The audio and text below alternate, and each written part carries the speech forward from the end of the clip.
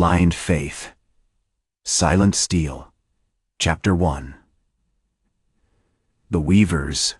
Touch the Rain in the Kiso Valley was a persistent, mournful drizzle, clinging to the moss-slicked stones and swallowing the scent of pine. It wasn't a storm, not yet, but a slow, insistent weeping that mirrored the dampness in Jen's bones. He moved with a deliberate grace, his oak staff the whisper wind, as he privately called it, a dark, polished extension of his arm, rhythmically tapping a counterpoint to the rain's lament. It wasn't a weapon, not overtly. It was a shield, a guide, and a subtle, deadly extension of his will. The village of Oyamazaki was a collection of weathered timber houses huddled together for warmth, a smudge of ochre and gray against the towering slopes of the Kiso Mountains. The air here smelled of damp earth, charcoal smoke, and the faintest unsettling tang of river stone. Jen had arrived 3 days prior, drawn by rumors of a merchant caravan seeking unusual silk ribbons woven with patterns mimicking the shifting clouds and the murmuring streams. His trade was quiet, unassuming, a necessary disguise for a man haunted by a past he couldn't quite outrun. He established his stall in the village square, a simple, worn wooden frame draped with lengths of silk. The ribbons themselves were breathtaking, intricate representations of swirling snowflakes, the graceful curve of a heron's wings, the fractal patterns of a fern. He wove them with a practiced hand, his fingers nimble, despite the decades spent honing a different, far more brutal skill. The villagers, mostly farmers and woodcutters, eyed him with cautious curiosity.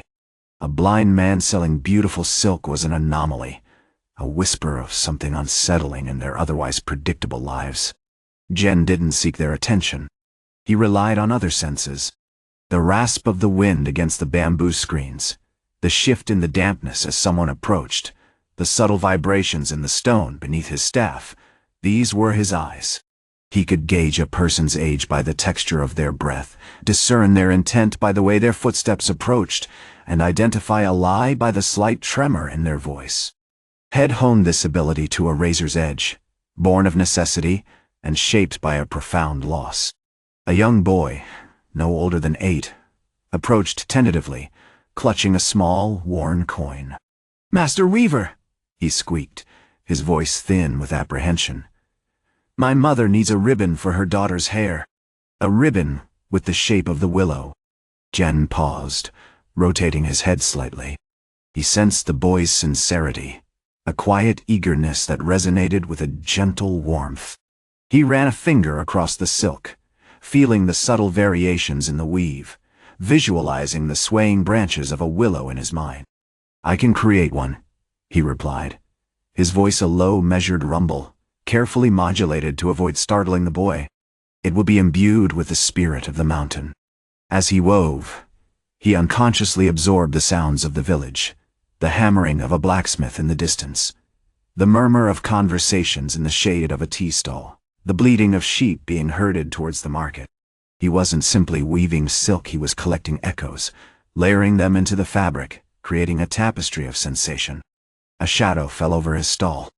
A man stood before him, tall and imposing, clad in the dark gray uniform of the shogunate guard.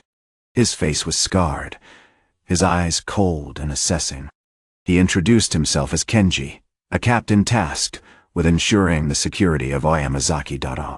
Jen recognized the aura of discipline, the subtle scent of incense and oiled steel clinging to the guard's presence. "Your presence here isn't conventional, Weaver," Kenji said, his voice clipped and formal. "We've received reports of a traveling artisan. We wish to observe your trade, and, naturally, ascertain your motives." Jen didn't flinch. He met Kenji's gaze, though he couldn't see it directly. He focused on the pressure of Kenji's boots on the stone, the subtle tremor in his hand as he held his sword, the faint scent of sandalwood and something metallic. "I am a weaver," he replied calmly, "and I offer beauty to those who seek it." Kenji's hand tightened around his sword hilt. "There have been whispers in the village," he continued, his voice hardening. "Whispers of a fallen warrior, A ronin who abandoned his duty. A man who once served the shogunate with exceptional skill, and then vanished. A knot formed in Gen's stomach. The name was a shadow, a wound he desperately tried to conceal. He chose to ignore the implication, letting Kenji's words hang in the air. He continued weaving, adding a delicate leaf pattern to the boy's willow ribbon. Suddenly, a new sound pierced the air. A high-pitched, frantic keening. It wasn't a scream, not exactly, but a concentrated wave of raw, unbearable fear emanating from a small group of villagers huddled near the edge of the square. Gen immediately identified the source, a young girl, no older than 7, her face streaked with tears, clutching a ragged doll. Her heartbeat, amplified by the echoing stone of the square, throbbed with primal terror. Kenji, instantly alert, barked an order to his men. They moved swiftly, cautiously approaching the girl, their weapons drawn. Gen recognized the signs, the fear radiating outward, the subtle shifts in the wind, the way the shadows deepened around them. The villagers were trapped, vulnerable, and about to become victims of a brutal, unspoken threat. Chapter 2. Echoes of the Fall. The air thickened with the metallic tang of apprehension. As Kenji's men closed in on the girl, a young man named Hiroki, a slight, nervous recruit, instinctively stepped forward, his hand hovering near his katana. "Wait," he stammered, his voice cracking. "Perhaps she's simply frightened. Let's speak to her." Gen didn't respond, his fingers moving with deliberate precision, weaving a complex pattern of crimson and gold onto the ribbon. He focused entirely on the girl's heartbeat, a frantic drum beat against the oppressive silence of the square. It wasn't just fear, he realized. It was a deep, visceral terror, the kind born of complete helplessness.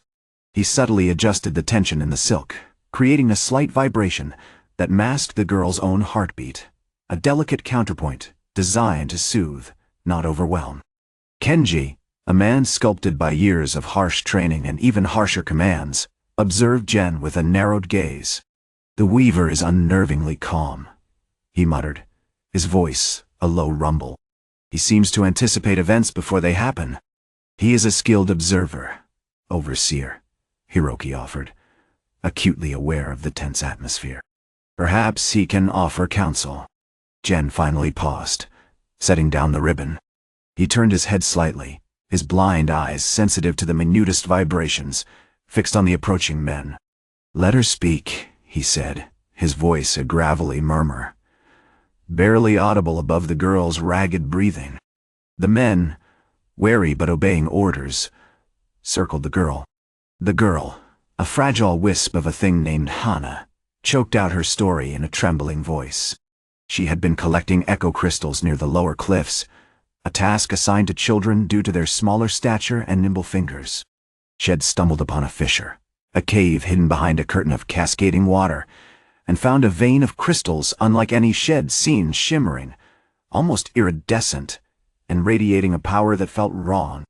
When Shed tried to show them to her father, a gruff but kind miner named Taro, Knox men had seized him, accusing him of hoarding the sacred stones.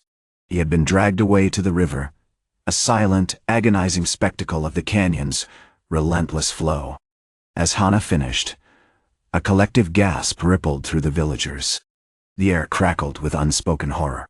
The frantic pulse of her fear intensified, now laced with a chilling dread. Gen took a step forward, his oak staff thudding against the stone with a measured rhythm. "The crystals," he said, his voice deliberate. "They amplify. They distort. They corrupt." He reached out, not with his hand, but with the staff, tracing a complex pattern in the air, feeling the subtle shifts in the wind, mapping the terrain in his mind. "Knox understands this. He is exploiting this power, twisting it to serve his greed." Kenji, his face impassive, recognized the danger. The boy's distress wasn't just about Taro's fate, it was a symptom of something far more sinister. "You know of Knox's actions?" he demanded, his voice hardening.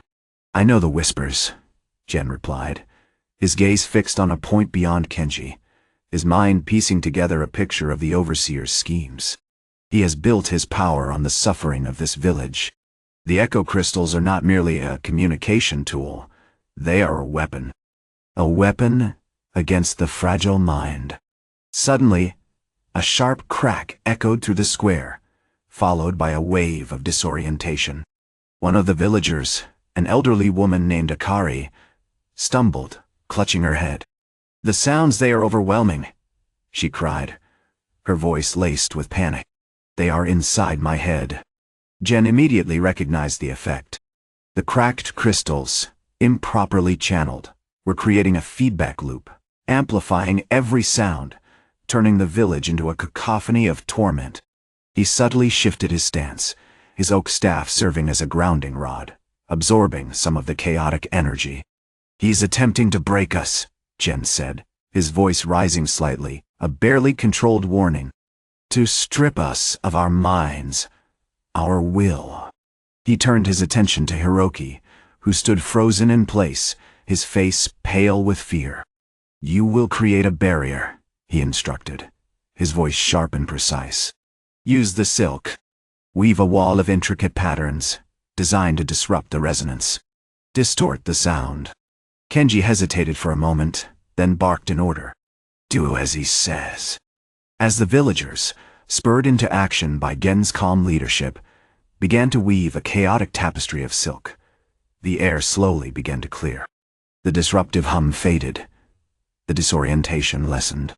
Yet, as the last threads were secured, a new sound emerged, a low, guttural laugh, emanating from the shadows at the edge of the square. It was Knox, his voice amplified by a hidden device, a miniature echo crystal implanted within his armor, a chilling testament to his growing obsession. "You cannot hide from me, Weaver." Knox's voice boomed, distorted and amplified. "Your past will catch up with you. Your silence is a betrayal." He raised his hand, signaling his men. "Destroy him." Chapter 3. Echoes of Betrayal. The air in the village square thickened with a palpable dread as Knox amplified laughter, echoed, bouncing off the canyon walls like a malevolent spirit. The villagers, spurred by Kenji's sudden outburst and Gen's unwavering focus, worked with a desperate urgency, their hands moving with a practiced rhythm as they layered the silk threads into a shimmering, hypnotic maze. But Knox wasn't simply waiting for them to finish. He was playing with them, a cruel puppeteer controlling the chaos. "Destroy him!" Knox's command sliced through the weaving, punctuated by the crackle of static from his hidden echo crystal. The mercenary advance, a tide of steel and shadowed faces, surged forward, driven by the distorted voices urging them on. They were no longer simply soldiers, they were extensions of Knox's twisted will, fueled by the amplified whispers of the canyon itself. Gen moved with a speed that defied his blindness, a fluid dance of motion guided by the subtle shifts in pressure against his staff. It wasn't a graceful attack, it was a brutal, economical defense, a series of precise strikes aimed at disrupting the mercenaries' formations. He targeted joints, pressure points, and the vulnerable gaps in their armor. The rapier, a silver blur against the gray of the approaching soldiers. But, for every mercenary he disabled, two more filled the void. They were relentless, emboldened by Knox's voice, by the illusion of inevitability. Hiroki, his face still etched with terror, continued to weave, his fingers moving frantically, creating a denser, more complex pattern in the silk. The rhythmic thump of his mallet against the frame was a counterpoint to the rising din of battle, a fragile thread of order in the swirling storm of sound. He glanced at Gen, his eyes wide with a mixture of awe and fear. It's working, isn't it?" he whispered, his voice barely audible above the growing clamor. Gen didn't respond verbally. He simply nodded, a subtle affirmation. His focus remained entirely on the battlefield, a silent sentinel absorbing the impact of blows, deflecting attacks, and occasionally delivering a devastating counterstrike. He noticed a young boy, no older than 12, attempting to weave alongside the others, but overwhelmed by the chaos, and the relentless pressure of the mercenaries. A heavy spiked mace swung towards him, narrowly missing his head. Jen reacted instinctively, extending his staff, intercepting the blow with a jarring impact. The boy stumbled, falling to the ground, but unharmed. "Leave him be," Jen commanded, his voice firm, devoid of emotion. He knelt beside the boy, examining him briefly before offering a simple instruction.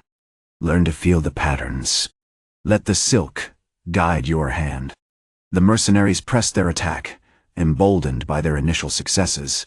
They began to target the weaving itself, hacking at the silk threads with axes and swords, attempting to unravel the defensive barrier.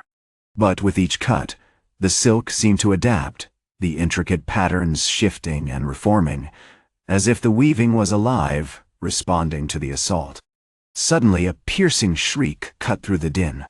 One of Knox's lieutenants, a hulking brute armed with a massive warhammer, smashed through the weaving, scattering silk and injuring several villagers. He raised his hammer, preparing to deliver a fatal blow to Jen, but the blind ronin was already moving. He pivoted on his heel, using the momentum to launch himself towards the brute, his staff spinning like a deadly propeller. The impact was brutal. The staff struck the brute's wrist with bone-jarring force, snapping the joint with a sickening crack. The brute roared in pain, dropping his hammer, but before Jen could finish him off, a second mercenary, a wiry man with a cruel, calculating face, stepped forward. He activated a small, polished echo crystal, a miniature version of Knox's device, and unleashed a concentrated blast of amplified sound directly at General. The effect was immediate and devastating. A wave of pure, unadulterated noise washed over Jen, a physical assault on his senses. The world dissolved into a maelstrom of sound, the canyon walls vibrating, his own heartbeat pounding in his ears, the screams of the villagers blurring into an unbearable cacophony. He staggered, clutching his head, his body convulsing with pain. For a fleeting moment, Hiroki faltered, his weaving disrupted, his face contorted in horror. But Jen, fighting against the onslaught of sound, regained his composure. He understood. Knox wasn't just trying to overwhelm them with noise, he was trying to break their minds, to shatter their will. "Increase the resistance," he roared, his voice strained but unwavering. "Weave denser patterns. Create a vortex. Trap the sound."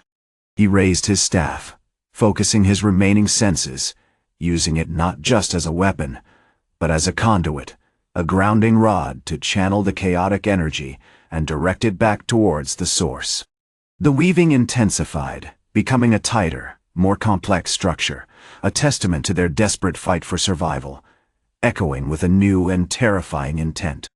The canyon itself seemed to respond, the wind rising, carrying with it a low, guttural hum, a promise of even greater chaos to come. Chapter 4. The Weavers. Resonance. The amplified sound continued to assault Jen, a monstrous tide threatening to consume him entirely. The initial disorientation gave way to a bone-deep nausea, a sensation of being stretched and pulled apart at a fundamental level. He tasted iron, smelled ozone, and the raw, panicked scent of the villagers, now less a signal of their fear, and more a horrific ingredient in the assault.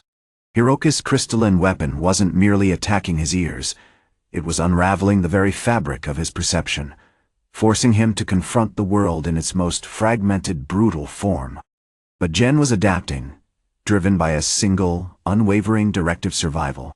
Hiroki's frantic instructions, relayed through the distorted chaos, were now a mantra. Increase the resistance. Weave denser patterns. Create a vortex. Each syllable was a physical exertion, a battle against the encroaching insanity. He pushed past the agonizing feedback, focusing on the subtle shifts in the wind, the way the silk threads tugged against his oak staff, the faint vibrations of the canyon walls beneath his feet. These weren't just sensory inputs, they were anchors, points of reference in a world dissolving into noise. The villagers, initially paralyzed by the onslaught, began to respond. Their movements, guided by Jen's terse commands, became strangely synchronized. A collective effort driven by desperation and a nascent understanding of their weave's potential. They worked with an unnerving precision, the rhythmic clacking of looms blending with the thunderous roar of Hiraka's device. The patterns they created weren't simply decorative, they were designed to intercept, to deflect, to absorb the chaotic energy before it could overwhelm them. The silk, normally shimmering with vibrant hues, became a tangled, dense mass, a dark, resisting vortex of interwoven threads. The air thickened with the scent of dust and damp stone, mingling with the metallic tang of the amplified sound. The canyon itself seemed to writhe, the marble walls vibrating with an unsettling resonance. Cracks spiderwebbed across the stone, amplifying the echoes of the battle, turning the canyon into a colossal, living instrument of destruction. As the silk web intensified, a shimmering distortion began to appear in the air directly in front of General. It wasn't a visual effect, it was a manipulation of sound, a localized pocket of intense dissonance that appeared to actively repel the amplified energy. Hiroki, his face slick with sweat, adjusted his device, attempting to refine the sonic assault. More pressure, Jen. We need to disrupt the harmonics. Break the flow, he yelled, his voice strained and ragged. Jen ignored him, his focus entirely on the expanding vortex of silk. He shifted his weight, his oak staff acting as a grounding rod, channeling the chaotic energy into the web. He felt a strain in his muscles, the searing pain in his head. But he pressed on, driven by an instinct honed over years of brutal training and a profound understanding of the delicate balance between sound and silence. Suddenly, a section of the silk web ruptured, a gaping hole appearing in the intricate pattern. A concentrated wave of amplified sound surged through, slamming into Jen with renewed force. He staggered, nearly losing his balance, the world blurring into a white-hot agony. Then, something shifted. As the initial shock subsided, Jen realized the rupture hadn't weakened the overall structure of the web. Instead, it had become a focal point, a channel for the chaotic energy. He understood. Knox wasn't just trying to destroy them.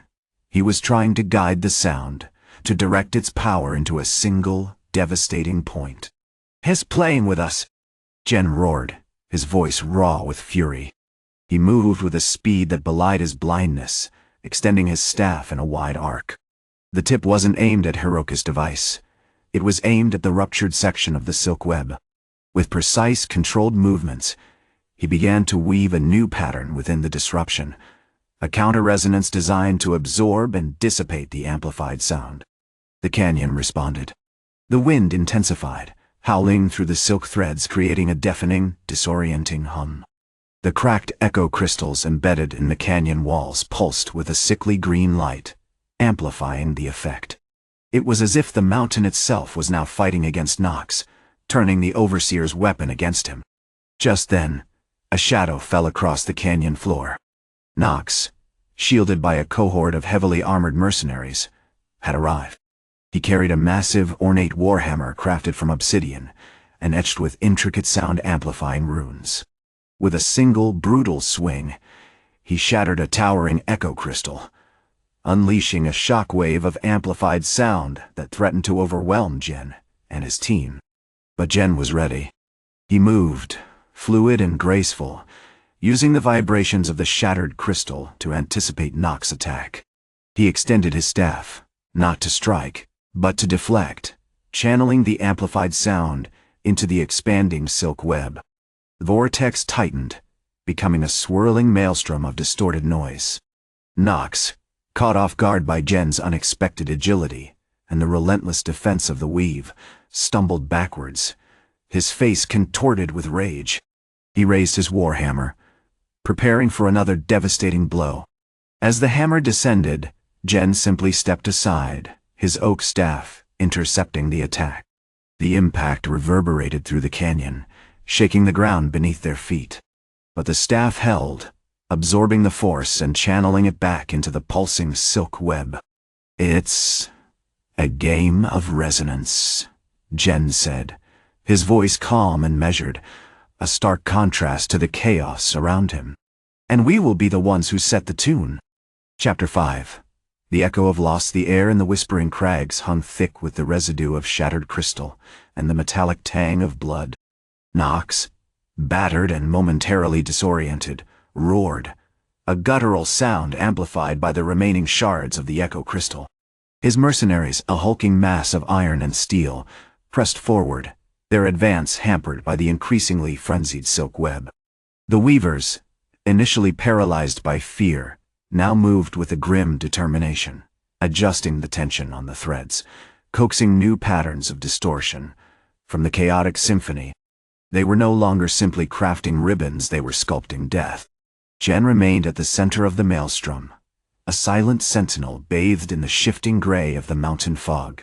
He wasn't actively fighting, not in the conventional sense.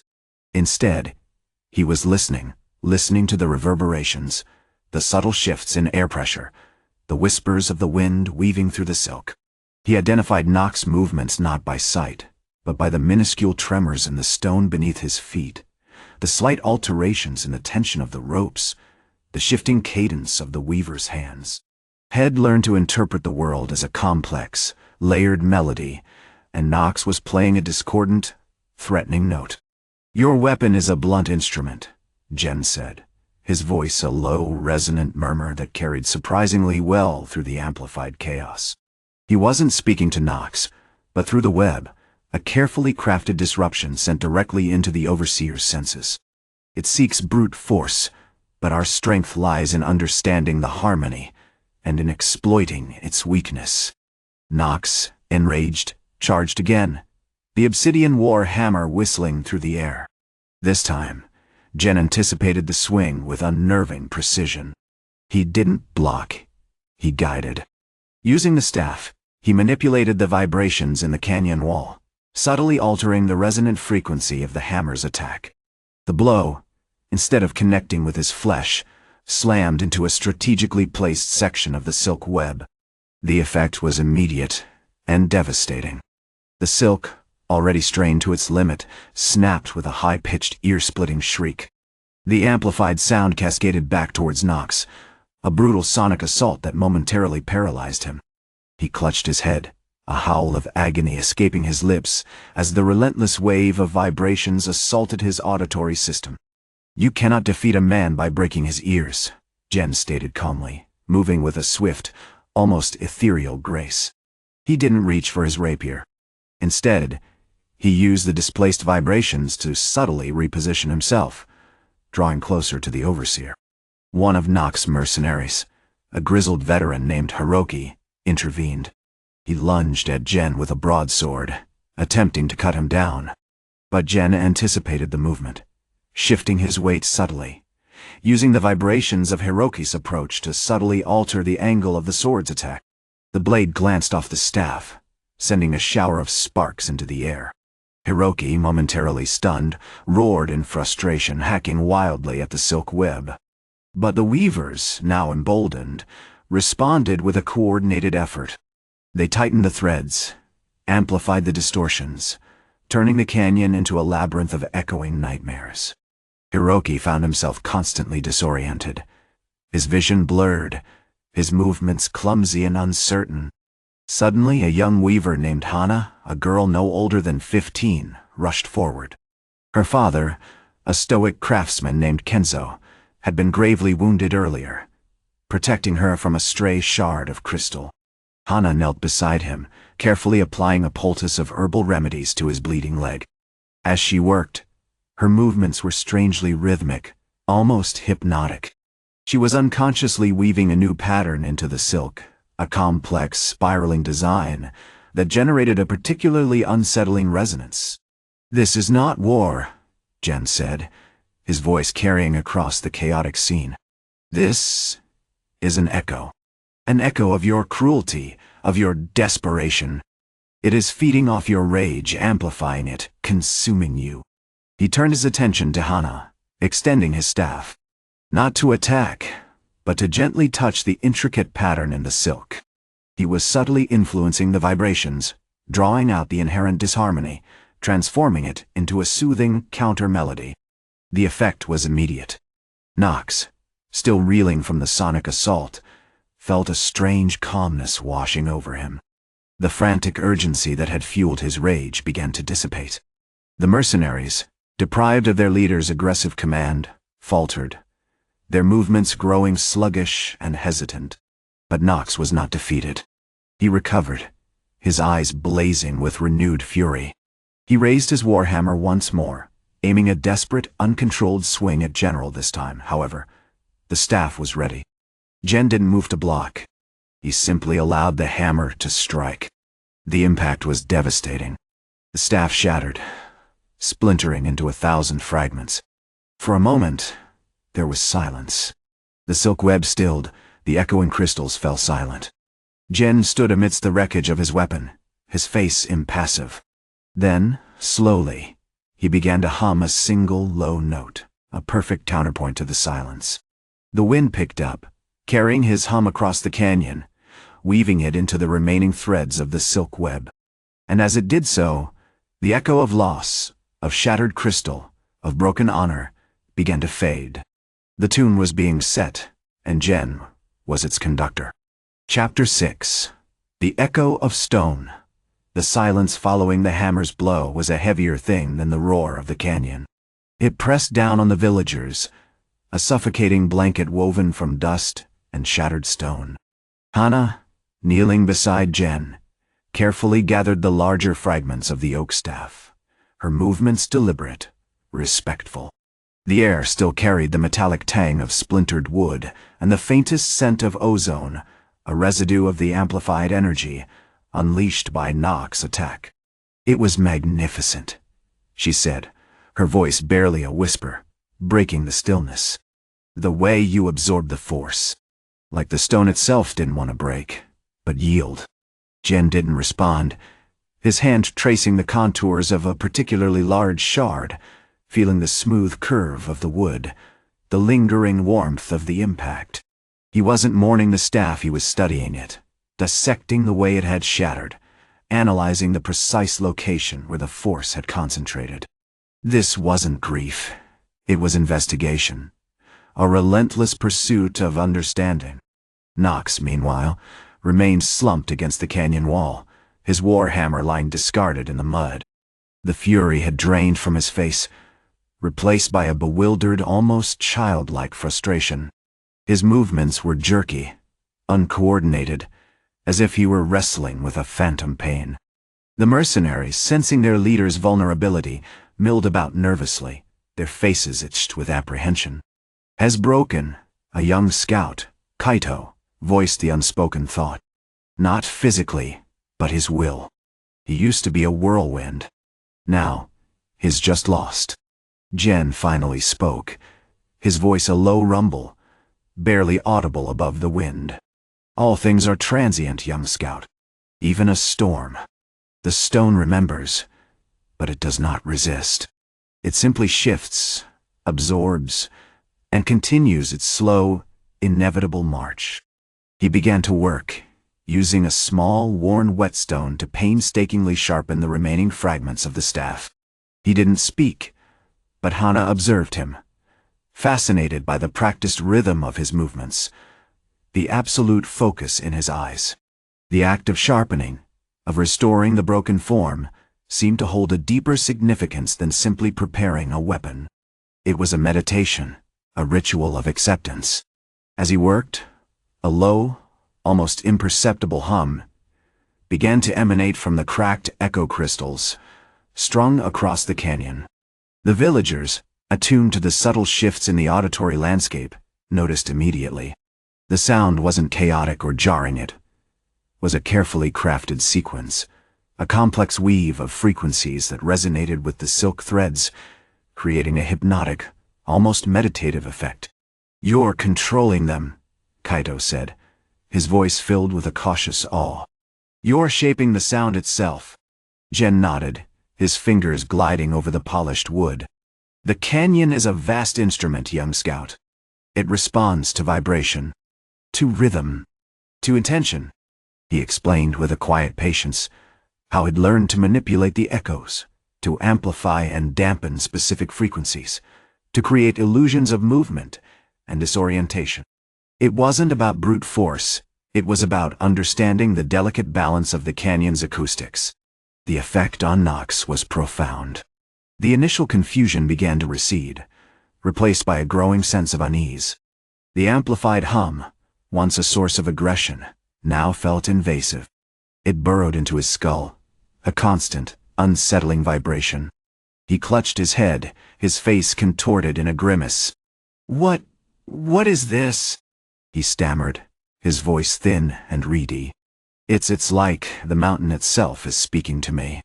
Suddenly, the mercenaries surged forward, attempting to seize General. They were driven not by rage, but by a primal fear, a panicked impulse to escape the unsettling symphony of the canyon.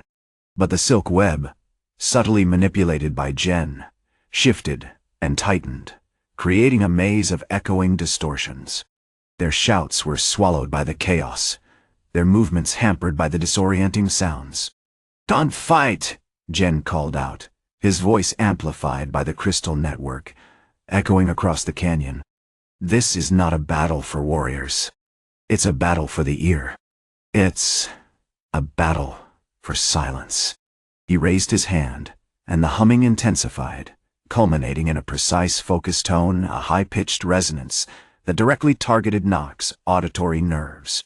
The overseer screamed, clutching at his head, collapsing to his knees. As Knox lay writhing on the ground, Hannah approached him, cautiously. She didn't offer him pity or forgiveness.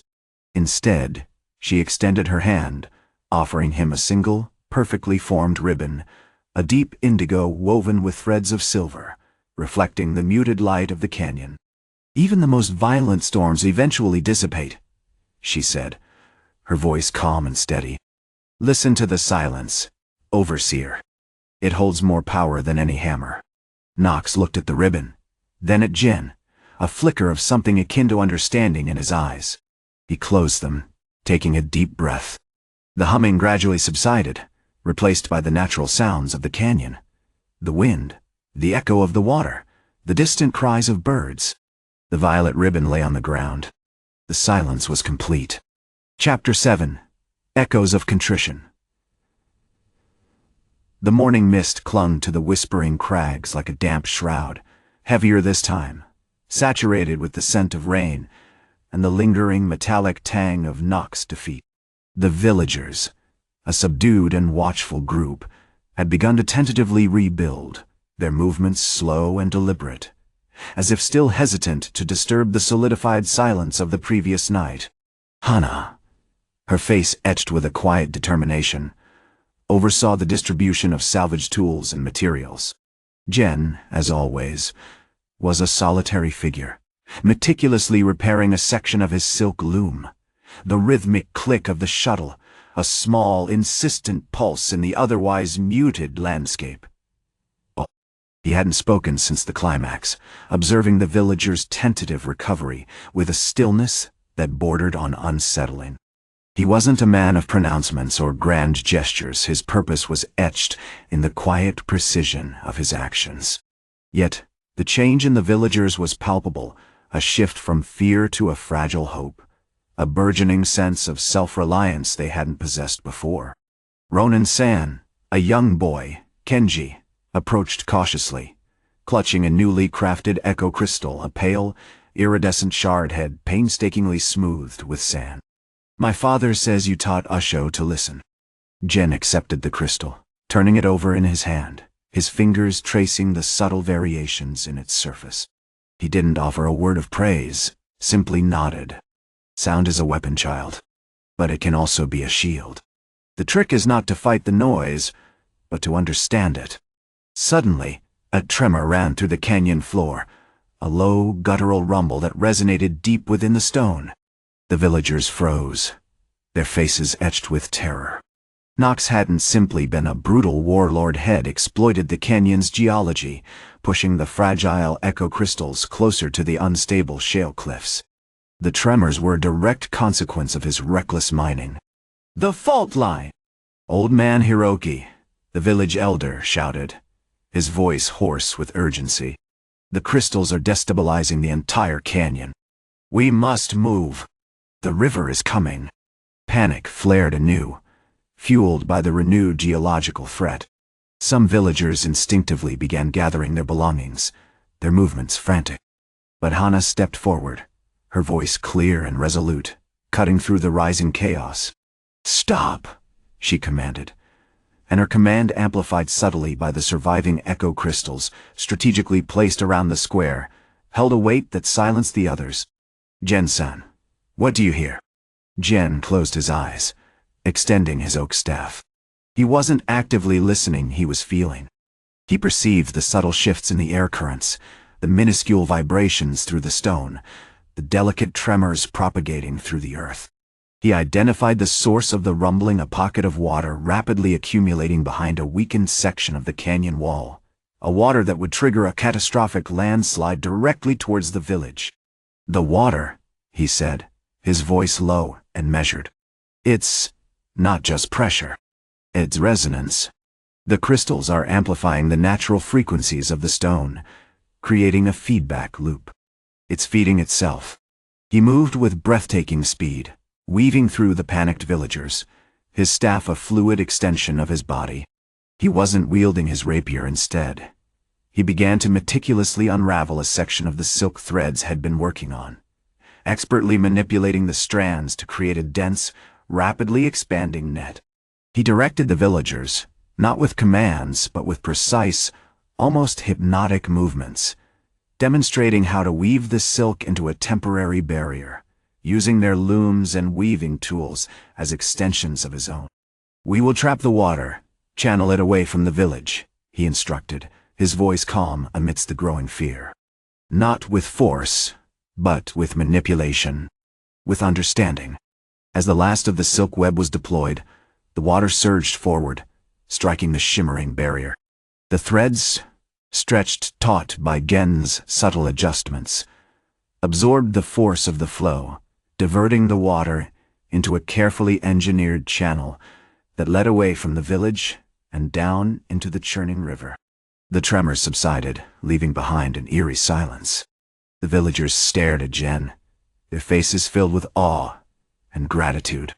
Then Hana approached him, holding out the violet ribbon she had given to Knox before his fall. "You didn't force us to listen, Gen-san," she said, her voice filled with a profound understanding. "You simply showed us how to hear. We are still learning, but we are learning because you showed us." Gen took the ribbon, his fingers brushing against Hana's. For a brief moment, their eyes met, a silent exchange of respect and acknowledgement. He didn't respond verbally. Instead, he began to weave, creating a new ribbon, a deep crimson threaded with silver, a ribbon that echoed the colors of the canyon's twilight. As he worked, the wind picked up, whistling through the canyon, carrying with it the faintest hint of music, the sound of silence perfected. Chapter 8. Echoes of the Deep. The dawn arrived in the Whispering Crags, not with light, but with a low, resonant hum, the perpetual thrum of the echo crystals embedded in the canyon walls. It had become a constant companion to the villagers, a chilling reminder of Knox's power, yet also a subtle influence on their actions, subtly sharpening their senses, amplifying their anxieties. Gen, nestled within a small workshop carved into the cliff face, was absorbed in his weaving, the crimson and silver ribbon unfolding beneath his deft fingers. He wasn't crafting a decorative piece. This ribbon was a conduit, a finely tuned instrument for manipulating the canyon's acoustic chaos. The villagers, a small, wary crowd, watched him with a reverence bordering on fear.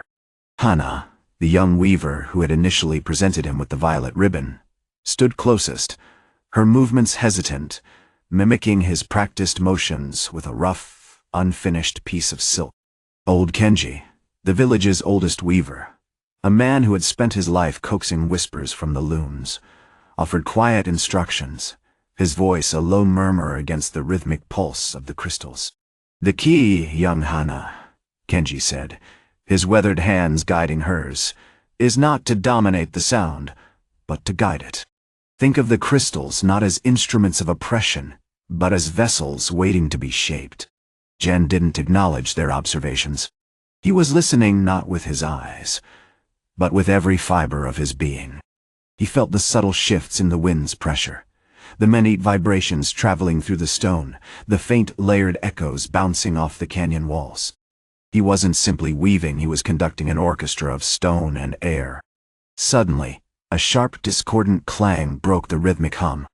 Knox's remaining mercenaries, a ragged band led by a scarred lieutenant named Takeda, had breached the village defenses. They were moving with a brutal efficiency, systematically dismantling the silk traps, shattering the echo crystals, their movements punctuated by the sickening thud of steel against stone. Takeda, a man driven by a raw, animalistic rage, roared commands, attempting to intimidate the villagers, to reassert his dominance. "You think you can hide in your shimmering webs?" he bellowed, his voice amplified by a crude, handheld crystal amplifier head salvaged from a fallen patrol. "This canyon belongs to Knox, and Knox will crush you." The villagers, galvanized by the threat, began to work with a desperate, unified purpose.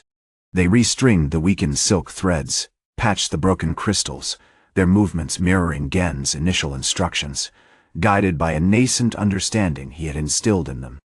But the mercenaries were relentless, their attacks coordinated, their intentions clear to break the villagers' spirit. Gen, sensing the escalating chaos, moved swiftly. He didn't engage in a direct confrontation.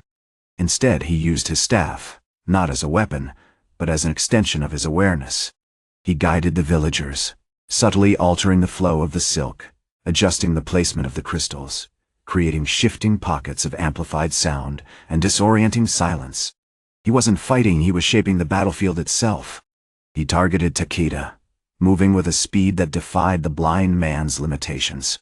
Using the residual vibrations in the stone floor, the echoes of the mercenaries' footsteps, the metallic clang of their weapons, he precisely positioned his staff, delivering a series of nearly imperceptible strikes to Takeda's legs, momentarily disrupting his balance. The lieutenant, momentarily thrown off, stumbled, losing his grip on the crystal amplifier, which tumbled to the ground and shattered. The effect was immediate.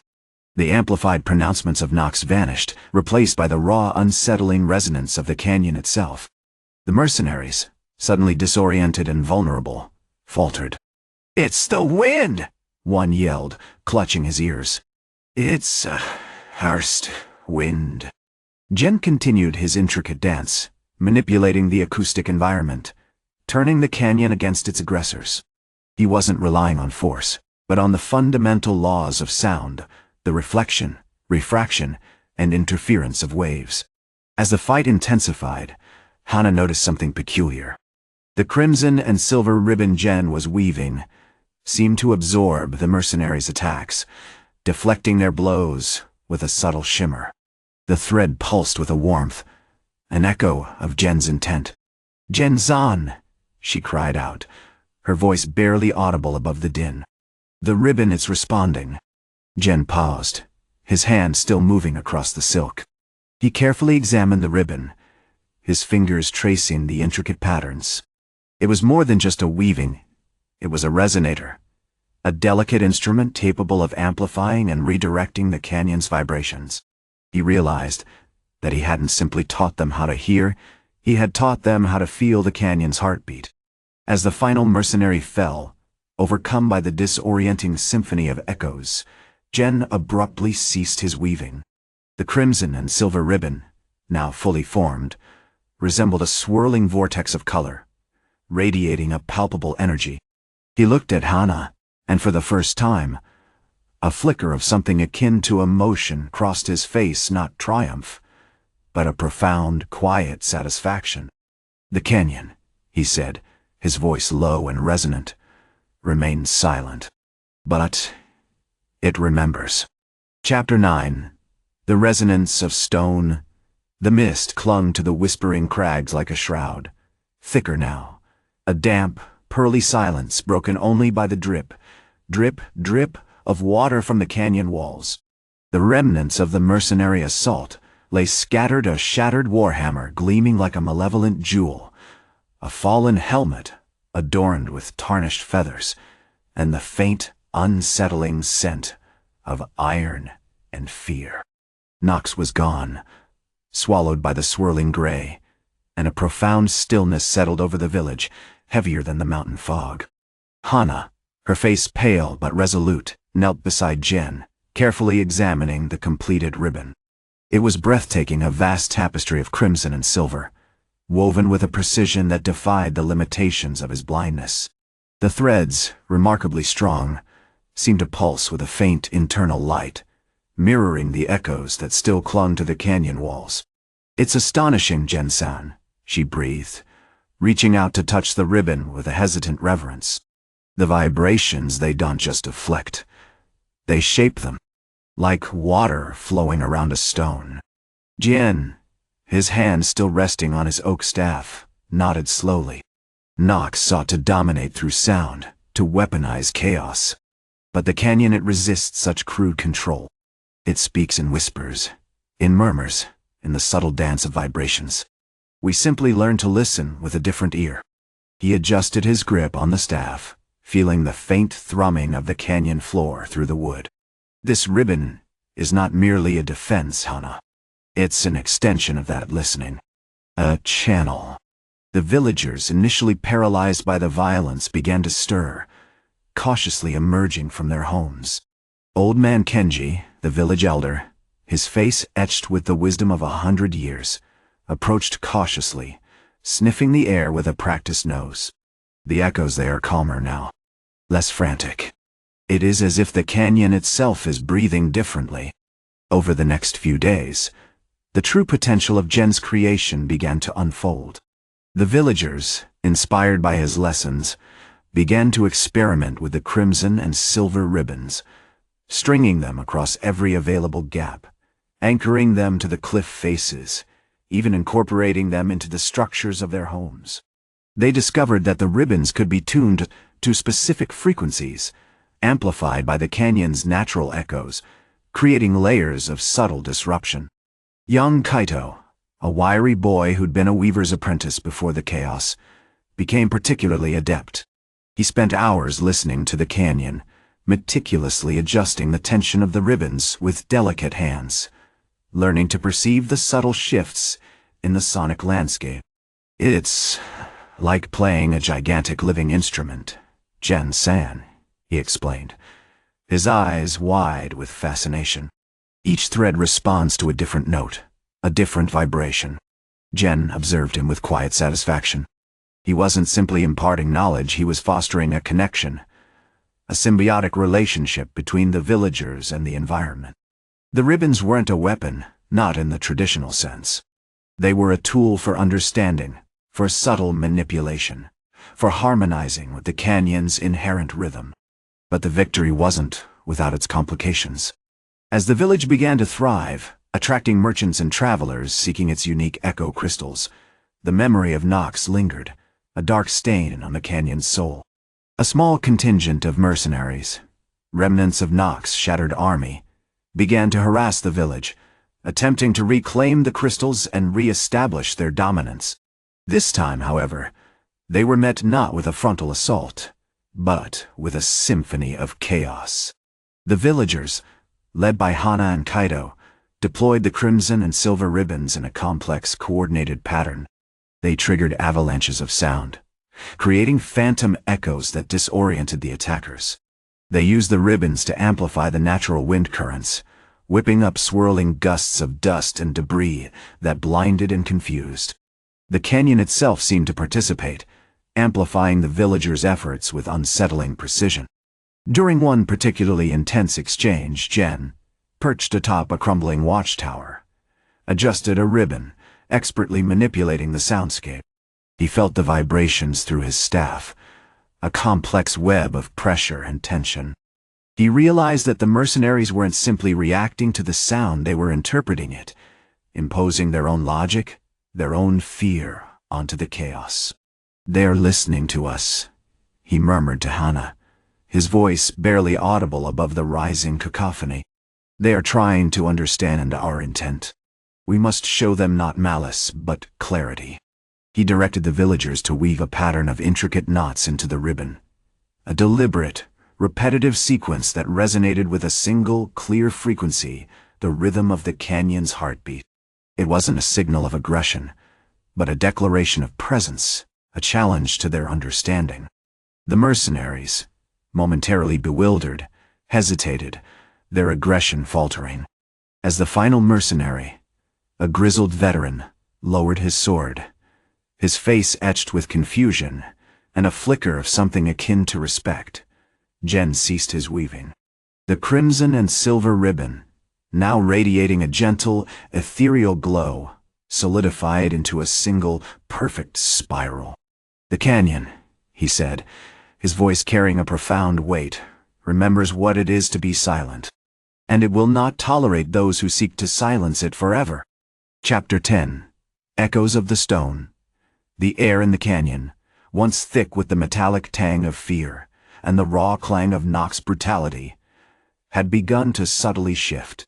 The rain, a constant companion in these heights, now carried a faint scent of pine and damp stone, a scent the villagers seemed to breathe in with a newfound, hesitant hope.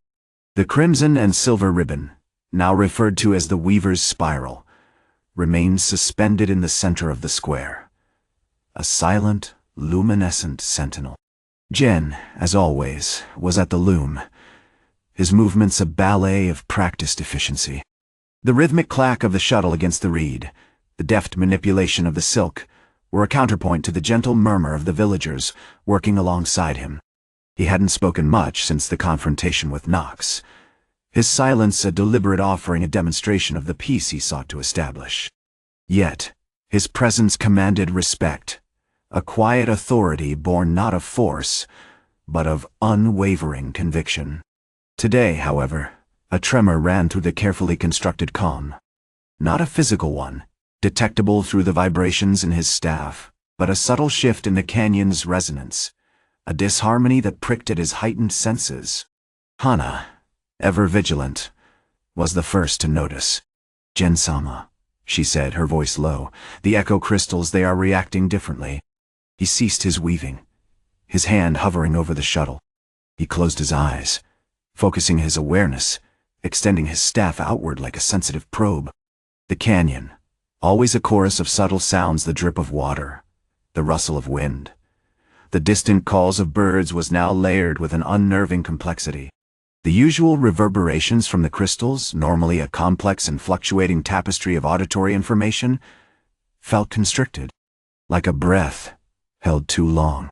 "They are muted," he murmured, his brow furrowed, as if someone is actively suppressing their voice. The villagers, sensing the shift, fell silent. The rhythmic hammering of the stonecutters ceased, the murmur of children's voices vanished. Only the rain and the subtle hum of the Weaver's Spiral broke the stillness. Old man Kenzo, the village elder, a man who had known hardship and loss before Knox tyranny, stepped forward. "The Overseer's men," he said, his voice raspy with age. "They have been scouting the perimeter. They are gathering at the southern edge of the canyon, near the Serpent's Spine." The Serpent's Spine was a treacherous section of the canyon wall, a jagged fissure riddled with unstable rock formations and prone to sudden violent collapses, a position to be avoided at all costs. "They are not simply observing," Jen said, his voice hardening slightly. "They are listening, trying to discern what we are doing." He moved swiftly, using his staff to guide him across the uneven stones. The rain slicked the surface, adding another layer of sensory complexity, but Jen navigated the terrain with an almost supernatural grace. As he approached the scouts, he observed them, a dozen rough-looking mercenaries, clad in mismatched armor, armed with spears and axes, clustered around a natural rock outcropping. They were positioned strategically, their eyes scanning the canyon walls, their movements tense and alert. At the center of their group stood a man, unlike the others, a tall, imposing figure, clad in polished steel, a large, handcrafted warhammer slung across his back. This was Kalen, Knox's most trusted lieutenant, a veteran known for his ruthlessness and strategic acumen. Jen understood instantly. Kalen wasn't simply observing. He was attempting to interpret the canyon's resonance, to decipher the meaning of the Weaver's spiral. He was, in essence, trying to understand Jen's intentions, an attempt that was both profoundly foolish and chillingly effective. "They are attempting to impose their own logic onto the chaos," Jen murmured, his hand tightening around his staff. "They are listening for us." He raised his hand, signaling the villagers to begin their work. They quickly resumed their weaving, focusing their combined efforts on creating a complex spiraling pattern within the Weaver's spiral, a pattern designed to overwhelm and disorient the mercenaries' auditory senses. The rhythmic clatter of the loom intensified, a deliberate, insistent pulse echoing through the canyon. As the mercenaries began to react, their movements becoming increasingly erratic, Kalen let out a guttural roar and charged forward, raising his warhammer above his head. The hammer struck with devastating force, shattering the stone beneath it with a deafening boom. But Jen was ready. He shifted his weight, utilizing the vibrations through his staff to anticipate the trajectory of the weapon. With a swift, calculated movement, he deflected the blow, sending the warhammer spinning harmlessly into the rain. The battle was joined, not with swords and shields, but with sound and silence, with chaos and clarity. The canyon itself seemed to participate, amplifying the villagers' efforts with unsettling precision, as if driven by some unseen force. Jen moved through the melee, a phantom of controlled violence, using his staff not as a weapon, but as an extension of his will, disrupting the mercenaries' formations, disabling their attacks, and maintaining the integrity of the Weaver's spiral. It was a dance of echoes, a testament to the power of observation, and a chilling reminder that even in the most profound silence, the deadliest weapons can be found. Chapter 11. The cartographer of noise. The rain in the Whispering Crags had intensified, a cold, insistent drizzle that clung to the slick marble and muddied the already treacherous canyon floor. The Weaver's spiral, a chaotic tapestry of crimson, jade, and charcoal silk strung across the precipice, pulsed with a frantic energy, amplified by the ceaseless rain and the villagers' desperate weaving. The mercenaries, a ragged band of hardened northern barbarians clad in iron and scarred leather, were systematically dismantling it, their crude axes biting at the delicate threads with brutal efficiency. Jen, positioned amongst the weavers, was not a participant in the direct assault. Instead, he was the cartographer of noise, a silent sentinel, charting the mercenaries' movements through the storm of sound. He moved with an unsettling grace, the oak staff a dark extension of his body, its rhythmic tapping a counterpoint to the chaos. The air around him shimmered with a subtle distortion, the result of his heightened awareness, a layering of auditory impressions, of pressure, temperature, and the almost palpable tremor in the stone beneath his feet. Leading the assault was Torvin, a mountain of a man whose face was a roadmap of old battles. His warhammer, a brutal instrument forged from iron and bone, screamed with each devastating swing, sending tremors through the canyon walls. Torvin wasn't merely attacking the weavers, he was attempting to obliterate the system itself, to silence the weavers' spiral entirely. He understood instinctively, through sheer force of will, that its intricate patterns represented a profound disruption to his order, a threat to his conquest. "Silence the threads," Torvin bellowed, his voice swallowed by the rain and the escalating din of the battle. "Destroy the echoes. Let the stones remember their proper place." The weavers, a courageous but undeniably fragile force, fought with a frantic intensity. They weren't trained warriors. Their lives were defined by the slow, deliberate rhythm of silk. But Jen, a ghost of discipline honed by years of deadly grace, directed their efforts, subtly adjusting the tension of the threads, shifting the placement of the cracked echo crystals. He didn't engage in direct combat. His strength wasn't in brute force, but in the devastating precision of his silence. Suddenly, A tremor ran through the rope bridge supporting Jen's position. It wasn't a natural quake. It was the vibration of Torvin's hammer impacting a particularly large echo crystal, amplified 100-fold. Jen reacted instantly, shifting his weight, drawing upon the subtle shifts in pressure through the ropes of the bridge. He rotated his staff, creating a localized dissonance, a precisely calibrated sonic wave that interfered with the hammer's momentum, momentarily disrupting Torvin's swing. The hammer crashed harmlessly against a sheer wall, showering sparks and stone. "The silence is broken," Torvin roared, his face contorted with rage. "He seeks to corrupt the harmony." He launched another attack, a relentless barrage of blows aimed at the weavers, attempting to repair the damaged sections of the spiral. Kalen, the young warrior who had initially charged, was now struggling to maintain the chaotic flow of the weaving. The mercenary's aggression had disrupted the established pattern, creating a jagged, unstable mess. He was fighting with desperate fury, his warhammer a whirlwind of destruction, but the escalating chaos was starting to overwhelm him.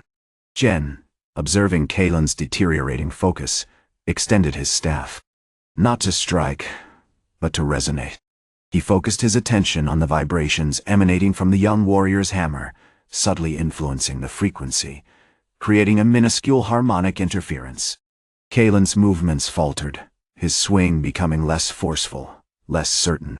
It wasn't a debilitating attack, but a subtle disruption, a whisper of hesitation. What is happening?" Kalen gasped, struggling to regain his bearings. Jen didn't answer. Instead, he meticulously shifted the angle of his staff, amplifying the resonance further. The mercenaries, already unnerved by the weaver's spiral, began to experience phantom echoes, confusing footsteps that didn't exist, the disjointed repetitions of their own shouts. The canyon itself seemed to amplify their disorientation, a malevolent chorus feeding on their fear. Torvin, sensing the shift in the battle's momentum, bellowed a command. "Target the weaver! Destroy his instrument of chaos!" A hulking mercenary, Ragnar, charged towards Jen, his axe raised high. But Jen, anticipating the move with unnerving accuracy, used the vibrations in the stone beneath Ragnar's feet to subtly alter the angle of his advance. The mercenary stumbled, his momentum lost, and he crashed into the edge of the precipice, narrowly avoiding a fatal fall. As Ragnar lay sprawled on the wet stone, a single, perfectly formed crimson silk ribbon detached from the weaver's spiral and landed at his feet. It was a symbol of the village's defiance, a silent testament to Jen's control of the chaotic symphony. Jen didn't pick it up. He simply continued to tap his staff, a steady, unwavering rhythm in the heart of the storm, the cartographer of noise charting the final, desperate movements of the tyrant and his mercenaries. Chapter 12. The Cartographer of Noise. The rain had ceased, leaving the Whispering Crags slick with a perpetual dampness that clung to everything: the stone, the silk, even the lingering scent of fear. 3 days had passed since Knox's mercenary army had been routed, a chaotic ballet orchestrated by the Weaver's spiral, and the village, once choked with despair, was tentatively rebuilding. The villagers, initially paralyzed by terror, were now murmuring with a newfound resolve, their hands already busy repairing the damage, reinforcing the makeshift barricades, and with Jen's hesitant guidance, experimenting with the crystalline echoes. Jen, however, remained an enigma. He spent his days observing, meticulously charting the subtle shifts in the canyon's acoustic landscape, his oak staff a constant rhythmic percussion against the stone. He was no longer simply a weaver, he was a cartographer of noise, mapping the very soul of the canyon, understanding its whispers and its roars. The villagers, accustomed to a world governed by sight, found his methods utterly baffling, yet undeniably effective. Tonight, the village elder, a weathered man named Hiroki, approached him with a request. "Jensen," he said, his voice gravelly with age and worry, "the children? They are restless." They hear things. Voices in the stone, whispers in the wind. They speak of a shadow that watches them from the depths of the tunnels. Jen paused, his hand resting on his staff. He closed his eyes, drawing in the ambient sounds, the drip of water from the cliff face, the distant murmur of the river, the cautious chirping of unseen birds. He focused on the subtle vibrations within the stone, amplifying them with the staff, until they resolved into a fractured chorus of sounds. The echoes, they are not merely reflections, he said, his voice a low rumble. They are memories. The crystal remembers what was broken, what was feared, what was lost. He tapped his staff against a section of exposed shale, and a faint, distorted echo of a man's scream reverberated through the air. Knox planted his terror here, saturated the stone with his paranoia. It has taken root. Hiroki nodded grimly. We believe he placed a listening device deep within the collapsing tunnels, to track our movements. He feared we would discover the true extent of his exploitation. A flicker of steel crossed Jen's face. Then we will find it. The next few hours were spent in a quiet, unsettling efficiency. Jen, accompanied by a small group of the most trusted villagers, young Kenji, a wiry boy who possessed an unnerving sensitivity to sound, and Hannah, a woman renowned for her intricate weaving, descended into the collapsing tunnels. The air grew thick with the smell of damp earth and something older, something acrid and metallic, the lingering scent of blood. Torches cast grotesque, dancing shadows on the slick, crumbling walls, amplifying the sense of claustrophobia. The echoes within the tunnels were overwhelming, a cacophony of distorted sounds that played tricks on the mind.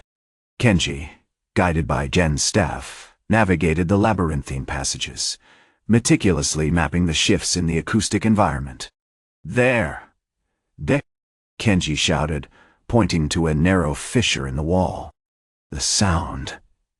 It's different here. Brittle, like fractured glass. Jen approached, tapping his staff against the fissure. The sound that emerged was not a reflection of the tunnel's interior, but a high-pitched whine, almost unbearable to the ear. He extended his staff further, focusing the resonance, and suddenly, a faint, static-like voice crackled from the fissure. Coordinates, sector gamma. Repeat coordinates, sector gamma. It was a rudimentary communication device, designed to transmit information through the amplified echoes of the canyon. Knox listening post. As Jen prepared to disrupt the device, Ragnar, one of the few mercenaries who hadn't been killed or captured, emerged from the shadows. He had been tracking Jen's movements, driven by a primal rage and a desperate need for a target. You're a ghost weaver, Ragnar snarled, raising his axe. A phantom. You steal our shadows with your tricks. Jen didn't react, simply continuing to tap his staff, the vibrations intensifying. Ragnar charged, swinging his axe with brutal force. But Jen, anticipating the attack, shifted his weight, utilizing the subtle vibrations in the stone beneath Ragnar's feet to subtly alter the mercenary's trajectory. Ragnar stumbled, his axe whistling harmlessly through the air, and slammed into a pile of loose rubble, sending a cascade of stones tumbling down the tunnel wall.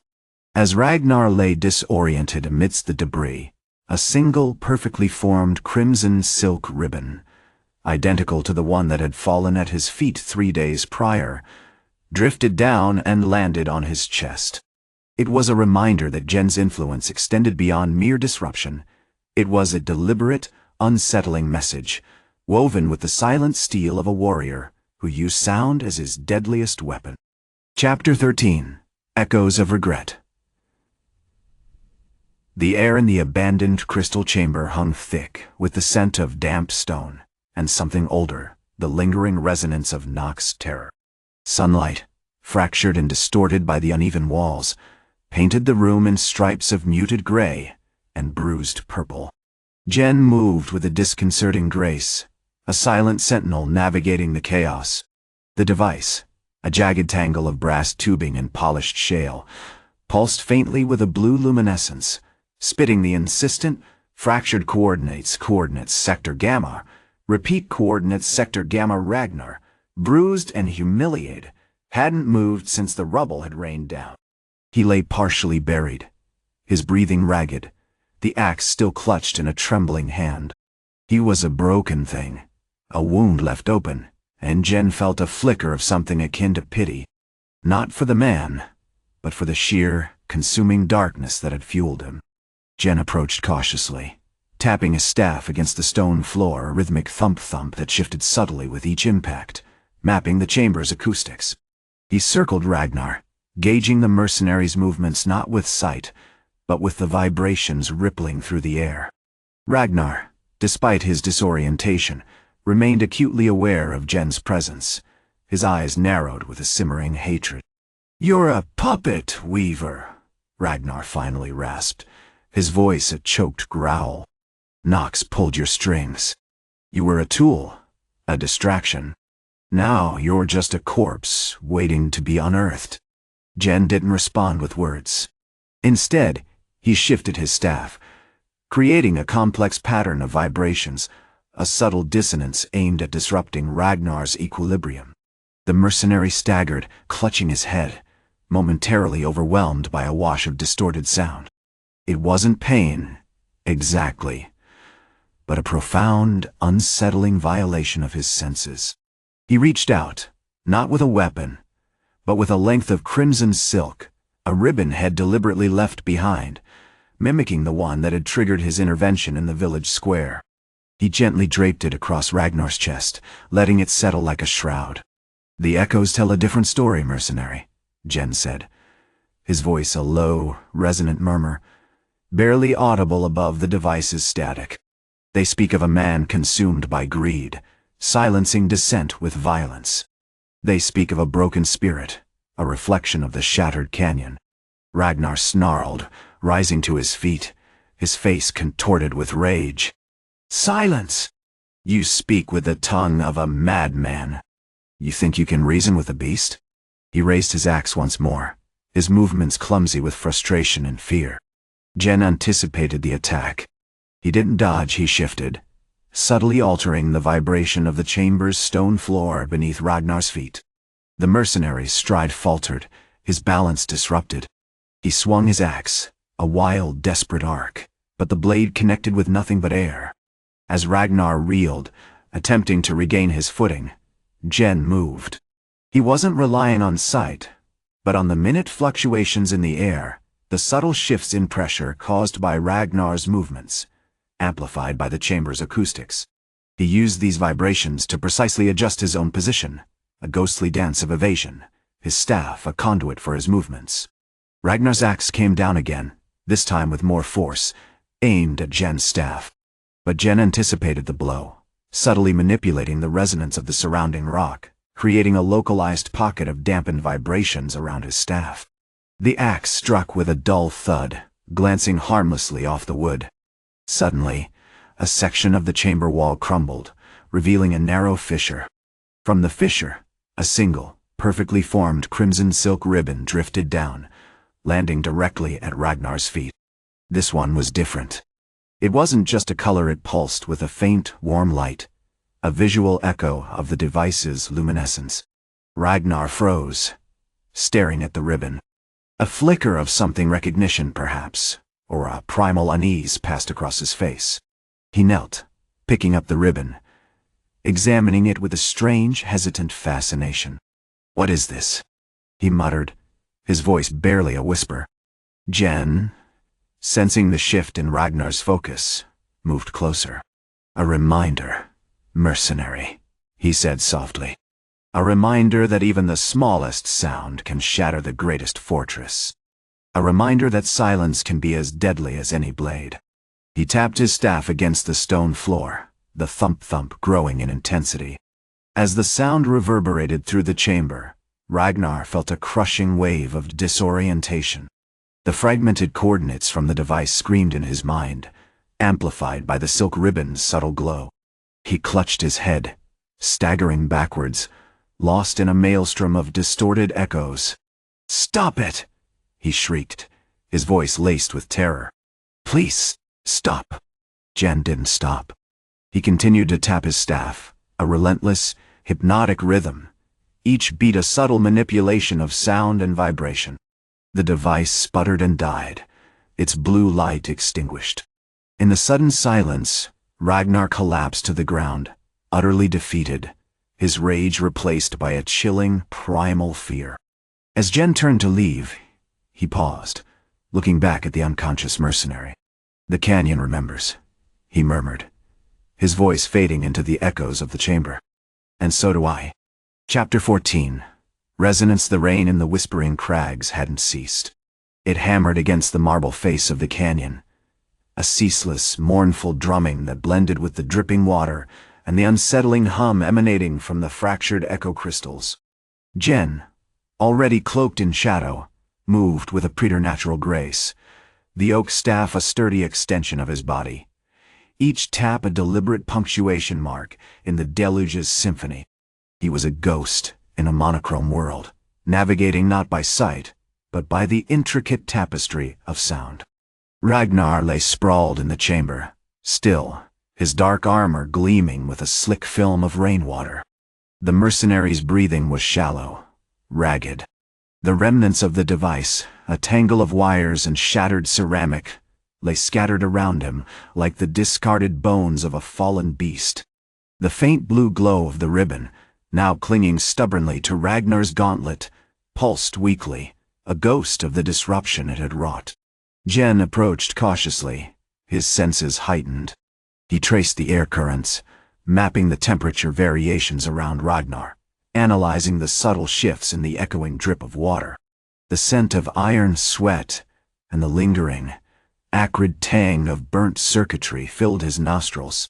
He identified a shallow bruise blossoming on Ragnar's temple, the result of a glancing blow from the staff, a calculated disruption of balance rather than outright violence. He was close, Jen murmured, more to himself than to the unconscious man. Too close to the core of the dissonance. He knelt, carefully examining the shattered fragments of the device. It wasn't the technology itself that had unnerved him, but the resonance it generated, the way it amplified not just sound, but the inherent chaos within Ragnar's mind. A latent instability had briefly glimpsed. The device hadn't destroyed the mercenary, it had simply stripped away his carefully constructed defenses, leaving him vulnerable to the raw, unfiltered input of the canyon. A movement. A figure emerged from the shadows of the chamber doorway. Master Ito, the village elder, his face etched with a weary sorrow. Behind him, the remaining villagers, a small, resolute group, carried torches, their flames casting dancing shadows on the damp stone walls. They weren't warriors, not in the traditional sense. They were weavers, artisans, their hands calloused from years of working the silk, their minds honed by a life spent listening to the subtle language of the canyon. "You stopped him, Ronin," Ito said, his voice raspy with the damp air. "You saved our people." His gaze lingered on the fallen mercenary, a flicker of something akin to fear mixed with gratitude. Jen inclined his head slightly. "I merely redirected the flow," he replied, his voice measured. "The canyon will continue to speak. It is a matter of learning to listen, not to force." He rose, the oak staff tapping rhythmically against the stone. "The wound is not physical," he stated, turning to address the villagers. "It is the echo of Knox's greed, the memory of our suffering. We must unravel that echo, not amplify it." The villagers began to discuss, their voices rising and falling in a measured debate. They spoke of the broken crystals, of the stolen labor, of the constant threat of the Overseer's wrath. Yet, within their voices, Jen detected a nascent shift, a growing sense of self-reliance, a quiet determination to reclaim their agency. He observed them, analyzing their reactions, adjusting his strategy. He understood that brute force was not their strength. Their true power lay in their ability to manipulate the canyon's acoustics, to weaponize the very elements that had once oppressed them. He spent the next hour demonstrating the rudimentary principles of their defense, how to subtly adjust the position of the cracked crystals to create swirling patterns of sound, how to string the silk threads to generate disorienting echoes, how to use the natural wind currents to amplify their efforts. As he worked, Ragnar stirred.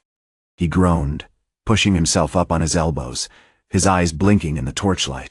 He stared at Jen with a mixture of confusion and terror. "What happened?" he stammered, his voice hoarse. Jen didn't elaborate. He simply tapped his staff against the stone, a single, insistent rhythm. The sound resonated through the chamber, amplifying Ragnar's disorientation, subtly reinforcing the lesson he was trying to impart.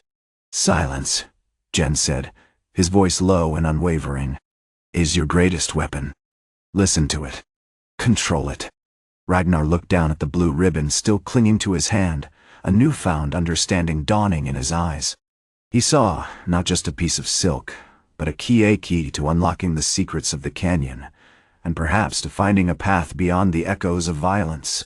As Jen turned to leave, he paused, glancing back at the recovering mercenary. "The canyon remembers," he murmured, his voice lost in the continuing drumming of the rain. "And so do I." Chapter 15. Echoes of regret. The rain hadn't ceased. It had shifted, becoming a relentless, drumming curtain that saturated the stone of the chamber and clung to the rough spun tunics of the remaining mercenaries. The air hung thick with the scent of damp earth, wood smoke, and something else, the metallic tang of blood that clung stubbornly to the flagstones, a testament to the earlier brutal encounter. Ragnar, still pale and disoriented, sat slumped against the cold wall, meticulously folding the blue ribbon, a small, vibrant anomaly in the monochrome gloom, with an almost obsessive precision. Had spent the last hour absorbing Gen's lessons, the rhythm of the staff, a subtle, unnerving counterpoint to the storm's fury. Jen, meanwhile, was examining the shattered remains of Knox' war hammer. It lay embedded in the stone floor, a grotesque sculpture of splintered wood and pulverized rock, radiating a faint vibration that seemed to hum with the Overseer's rage.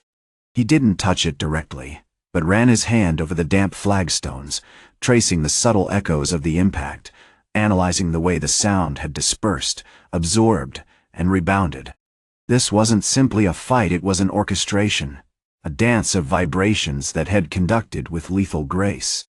"The tremor," Ragnar finally broke the silence, his voice still fragile. "You said it was a tremor. But it wasn't a natural tremor, was it?" Jen didn't immediately respond. He continued his careful examination, his movements deliberate, economical. Finally, he turned, his face an impassive mask beneath the deep shadows cast by his worn hat. "The canyon breathes, Ragnar. Everything breathes. But some breaths are heavier. Some are filled with intent." He gestured with his staff towards the rough-hewn doorway. The flickering torchlight danced across the faces of the remaining mercenaries, revealing a spectrum of fear and bewilderment. They were men hardened by war, accustomed to wielding steel and shattering bone, yet they were utterly disarmed by the silent, blind warrior and his peculiar methods. Knox sought to control the canyon's voice, Jen continued, his voice a low murmur, to amplify his own commands, to bend the very mountain to his will. But the canyon does not yield to force. It yields to understanding, to listening. He picked up a cracked echo crystal, turning it over in his hands, letting his fingers trace its jagged edges. These stones, they were not meant to be weapons. They were meant to speak, to carry the whispers of the wind, the murmur of the water, the heartbeat of the canyon itself. Knox silenced them, twisted them to his purpose. He robbed the canyon of its soul. A tense silence settled over the chamber, punctuated only by the insistent drumming of the rain. Ragnar, wrestling with a profound sense of guilt, watched Jen with an almost childlike fascination. He realized, with a chilling clarity, that had been fighting a phantom, a concept rather than an enemy. Had spent his life reacting to threats, imposing his will upon the world. And yet Jen, a man utterly deprived of sight, had managed to unravel his entire strategy. "You said you taught the weavers?" Ragnar asked, struggling to articulate the concept. "To weaponize sound?" Jen nodded, his blind eyes focused on a specific point on the wall. Not weaponize, Ragnar. To be. To harmonize. To understand. The silk threads, the echo crystals, they are merely conduits. They can be used to amplify the canyon's natural rhythms, to create illusions, to disorient, to confuse. But they must be used with respect, with awareness. He slowly raised his staff, tapping it against the stone floor. Tap, die. Tap, die. Tap, dot. The sound, amplified by the stone, resonated through the chamber, a deliberate, unsettling rhythm. The echoes, Jen said, his voice almost a whisper. They are not merely reflections. They are memories. Every footstep, every conversation, every tremor of the mountain, it leaves a mark. A vibration. Learn to read them. Suddenly, one of the mercenaries, a grizzled veteran named Boren, spoke up, his voice rough with suspicion. This is madness, Weaver. You're saying we should fight ourselves? Fight the air? Fight the stone? Jen didn't respond directly. Instead, he continued his rhythmic tapping, a subtle, insistent pressure against the silence. Tap. Dot. Tap. Dot. Tap. Dot. The sound seemed to seep into Boren's mind, disrupting his thoughts, amplifying his anxieties. The canyon remembers, Jen murmured, his voice lost in the continued drumming of the rain. And so do I. He turned to leave, pausing briefly to glance back at the recovering mercenary. The greatest battles, he said, his voice barely audible above the storm, are not fought with steel, but with ears. Then, with a measured step, he turned and vanished back into the rain-swept darkness, leaving Ragnar alone with his blue ribbon and the unsettling echo of the blind weaver's final words.